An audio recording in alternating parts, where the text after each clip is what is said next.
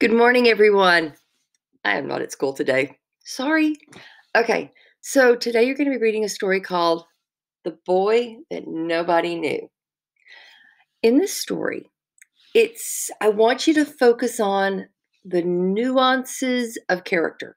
Now, a nuance are subtle details, okay? So these are not going to be in your face. Ah, he's like this. These are going to be little things that they say. For example, when you're reading the story, take careful note of how the author, the narrator, talks about the mother and her actions. Okay. And then think about, what does that say about the mother? These little subtle actions she does. Okay. Gotta drink my coffee. Hang on. All right. Back to the story. So, the other things I want you to notice in the story are the reactions of the characters to the boy nobody knew. All right, so here's general plot. It is 1937. We are in Florida. We are in an apartment building. Okay, probably maybe at least 5, 6, 7 stories, maybe more. We don't know. Mom and dad had been visiting with our uncle, and uncle says goodbye and everything. We settle down for the night. All of a sudden, the building manager, the superintendent, the guy who runs the building, he comes by and he goes, "Hey, there's a fire. Get out, get out." So we all troop outside because of the fire. Fire department comes, puts out the fire.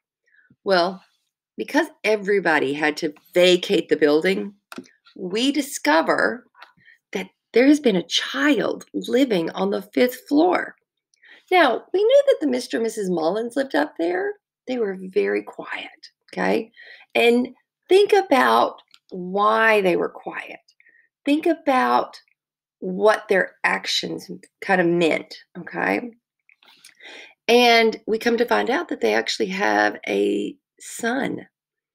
The son is in a wheelchair. He suffers from multiple sclerosis. Now, multiple sclerosis is a disease which attacks your body and your muscles, but your mind is perfectly fine. So think about, what's going on. Why do you think they hid their son away? What was the reaction of all of the neighbors to this son? And then at the end, look at how the piece is resolved with the characters. Okay. Now, I'm going to tell you now, this story does not have a, Disney ending. It just kind of ends abruptly. But that's what the point is. The point is to get you to think about the characters, the subtle points of the characters, and then also to get you to kind of think globally about, what do we not observe? How observant are we? How are we able to look at things, and what are we missing? Okay.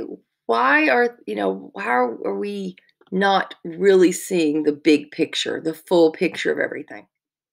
Okay. Read the story, do the questions. Yes, you have to write in complete sentences. Yes, if it asks for textual evidence, you have to give me textual evidence. For those of you in class, you can pull the pages. I just don't know what pages they are. So I did go ahead and put the story in Pearson for you to read, but you can read the pages out of the page book. It might be even easier. Okay. All right, guys. Y'all have a great day, and I will see y'all soon. Bye, y'all.